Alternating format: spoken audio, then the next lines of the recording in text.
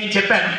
ఇప్పుడు second question నేను మధ్యలో చెప్తాను. దానికంటే ముందు let me introduce a great person to you. Trust me, he is a great person. మీకు ఒక గొప్ప వ్యక్తిని పరిచయం చేస్తాను. నన్ను ఇన్స్పైర్ చేసిన వ్యక్తిని మీకు పరిచయం చేస్తాను. జాగ్రత్తగా వినండి. అమ్మ, నా సొంత ఊరు నెల్లూరు.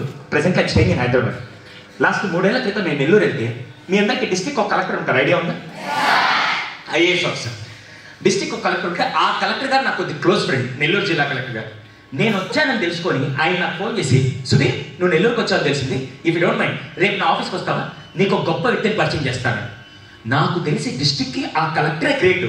ఆయన ఫోన్ చేసి ఇంకో గ్రేట్ పర్సన్ పరిచయం చేస్తారంటే, మీకు ఎప్పుడన్నా ఫోన్ చేసి నీకు సర్ప్రైజింగ్ న్యూస్ చెప్తా, రేపటిదాకా వెయిట్ చేయమని మీరు వెయిట్ చేస్తారా? అసలే నాకు ఎక్కువ, అసలు ఆగలేను. సరే ఇప్పుడు చెప్పండి సుధీర్, నువ్వు ఎగ్జైట్ అవ్వకు, రేపు నీకు పరిచయం చేస్తాను. వెరీ నెక్స్ట్ డే ఇలాగే ఫార్మల్ డ్రెస్తో నేరుగా కలెక్టర్ ఆఫీస్కి వెళ్ళాను. కలెక్టర్ ఆఫీస్కి వెళ్ళి డోర్ ఓపెన్ చేయగానే హీ వాస్ క్వైట్ బిజీ. నేను ఎలాగ హాయ్ సుధీర్ బాగున్నాను అని చెప్పి వెల్కమ్ చేసి నాకు కాఫీ ఇచ్చారు. కాఫీ తాగితే ఇంకా ఎగ్జైట్మెంట్ తట్టుకోలేక, సార్ ఇందుకే ఆ గ్రేట్ పర్సన్ ఒకసారి పరిచయం చేస్తారు సుధీర్ ఒక నిమిషం అని చెప్పి ఆయన టేబుల్ మీద బెల్ ఉంటే బెల్ ప్రెస్ చేశారు. ఒక అబ్బాయి లోపలికి వచ్చాడు. మీకంటే చిన్న కుర్రాడమ్మ, 6th or 7th చదువుతున్నాడు, గవర్నమెంట్ స్కూల్లో చదువుతున్నాడు. Sir how do you know that you are studying in government school అంటే, గవర్నమెంట్ స్కూల్ లో స్టాండర్డ్ యూనిఫామ్ ఉంది, white shirt blue knicker. Yes or no? అంత చిన్న కుర్రాడు గ్రేట్ పర్సన్ అవుతున్నాడు నమ్ముతాడా? నేను వెంటనే ఆయన కాదు అని చెప్పి నా పాటు నేను కాఫీ తాగుతాను. మళ్ళీ 5 నిమిషాల తర్వాత, సార్ ఇందుకే గ్రేట్ పర్సన్ అంటే, Sudheer he is not that this small kid అన్నాడు. వెంటనే నా మైండ్ లో ఇంగ్లీష్ కొటేషన్ గుర్తొచ్చింది, never judge a book by it's. Already తప్పు చేశారని చెప్పి నాకు నేను సారీ చెప్పుకొని, sir very happy and fortunate to meet this kind of great person, but before that అతను గ్రేట్ ఎలా అయ్యాడు అని నేను అడిగాను. మీరు ఎంతమంది అతను గ్రేట్ స్టోరీ తెలుసుకోవాలనుకున్నా? నేను అడగగానే కలెక్టర్ గారు అన్ని పనులు పక్కన పెట్టి, సుధీర్ నువ్వు చాలా మంది విద్యార్థులతో కలుస్తూ ఖచ్చితంగా ఈ స్టోరీ అందరూ చెప్పమని ఆయన నాకు చెప్పిన ఇన్సిడెంట్ మీకు చెప్తున్నాను. జాగ్రత్త వినండి. వాళ్ళ ఇంట్లో అంటే 4 ఉంటారు.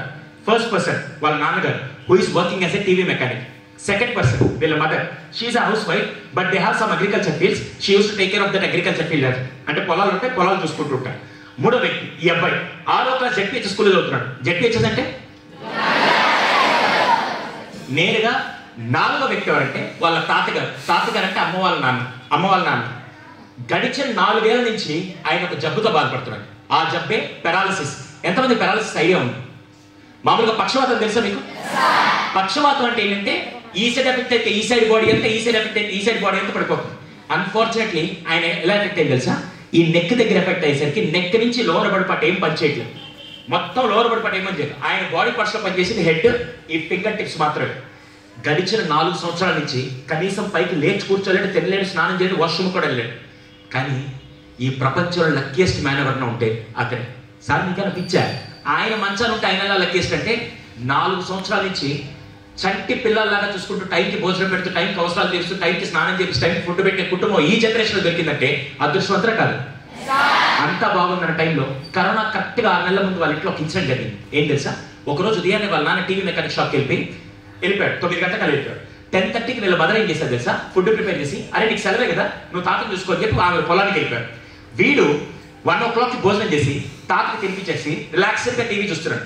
ఇంతలో వాళ్ళ ఫ్రెండ్స్ వచ్చారు. రారామో ఆడుకుందాం అని చెప్పి పిలిచారు. మీరు కూడా ఎప్పుడైనా సెలవులు ఉంటే మీ ఫ్రెండ్స్ వచ్చి పిలిచారు పిల్లలు?